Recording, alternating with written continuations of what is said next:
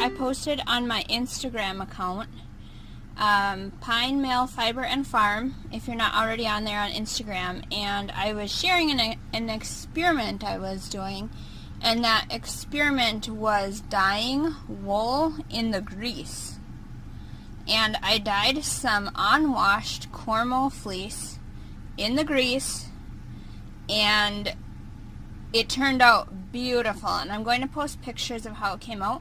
However, I do not think that it was the most effective way to dye, because I felt like I used a lot of dye and for how saturated it came out. And even though I personally loved the results, I really want to learn how to take my dye to full saturation. So if I want to get those really dark, deep colors, I can, right? So I'm literally filming this myself, and I'm going to be dyeing one-handed and filming at the same time, so it should be good.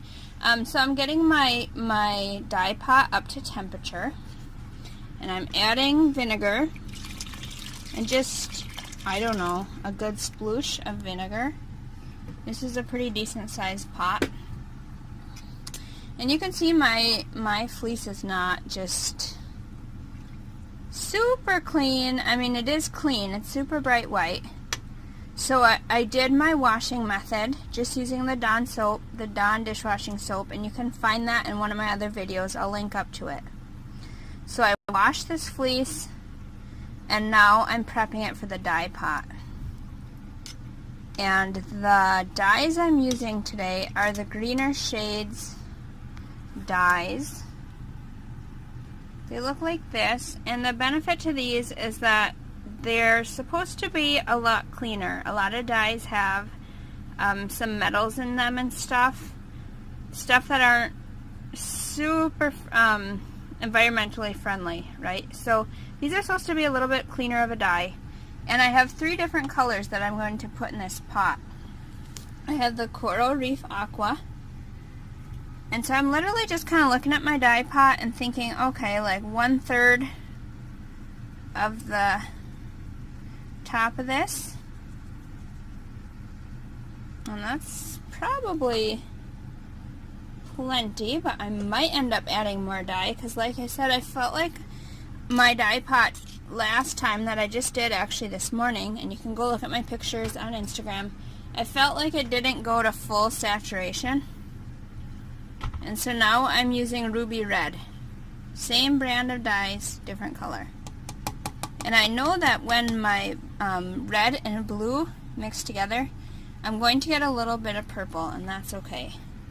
Alright, when I see steam coming off of my water, I know it's time to just shut my pot off. It's going to hold the temperature. I do not want to get my water overheated. So now the last color I'm putting in here is Sunshine Yellow.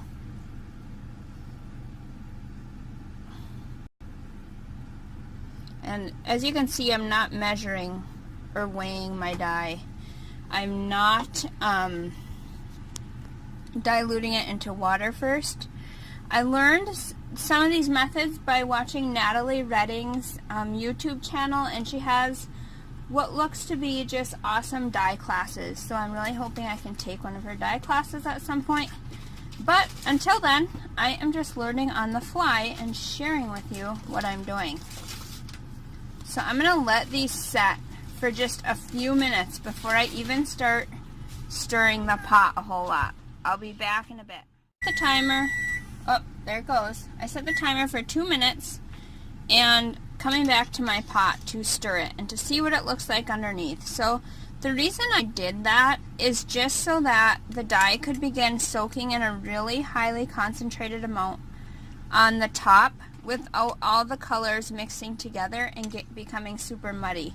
And you can see they did mix together actually a decent amount, but the colors came together really in a really pretty way, and they didn't get all mixed together to become super muddy looking, which is what I was trying to do, okay? But now as I stir the pot more, we're going to see what happened at the bottom of the pot and how much the dye went through the bottom of the pot. And so you can see the colors are coming up more pastel, which I actually don't mind. I think that's really pretty when you have different shades of the same color, right, coming up. Oh, I really, really am liking this. I'm looking to see how much color is right here though. Okay, this is not nearly as dark as the top of my dye pot, so I just turned it a little bit, and I'm going to add a little bit more dye, and I'm going to add some more yellow and see what happens, because I'm seeing a lot of red and a lot of the blue and not a lot of yellow.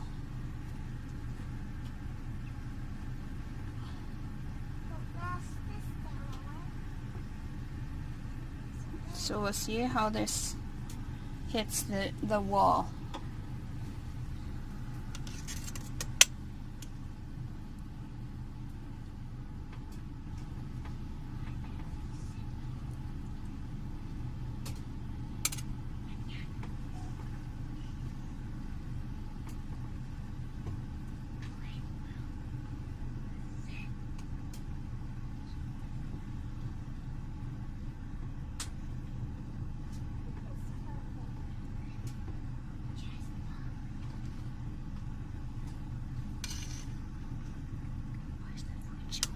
You can shut it. Alright. It's really hard sometimes to tell what it's coming out like until you actually take it out of the pot and even allow it to dry. Oh wow, so as expected, as I was thinking might be the case, look at how much darker this is than the other wool that I dyed, where it hadn't been washed yet. So clearly I used about the same amount of dye for this, or maybe more. So clearly, probably professionals watching this are laughing at me and saying like, duh, I could have told you that, or you could have read that somewhere and saved yourself a lot of time, but I kind of just wanted to try it and see what would happen. So right now I'm just getting any excess dye off and getting that vinegar out of here. Wow, I love this orange in amongst these dark colors. I absolutely love how this came out. And what I might end up doing with this is applying it with the lighter colors, because it's similar shades or similar tones but a lighter shade, and it might look really cool. So anyways, I hope you guys enjoyed this. I just got to finish rinsing this off, and one note when you're rinsing off your wool is make sure you're not changing temperature of the water suddenly, because that can cause felting problems. So I'm using the hottest water I can get to squeeze the excess water out of here with, and I can slowly lower the temperature of the water as I go. So I could cool the wool off very slowly, but I don't want to cool it off fast, because that's when you have felting issues. Here's the wool all dried up. It actually has to dry a tiny bit more, but you can see how amazing it is and how much darker it came out than the other wool. I don't think I'm going to show you guys how to spin it in this video. I decided to save that for a different video. But this all came out of one dye pot. And this is a Cornwall fleece. And I'm going to spin it right out of the lock. So I'm not going to process it or anything to spin it. And it's going to spin up actually really fine. Or it should.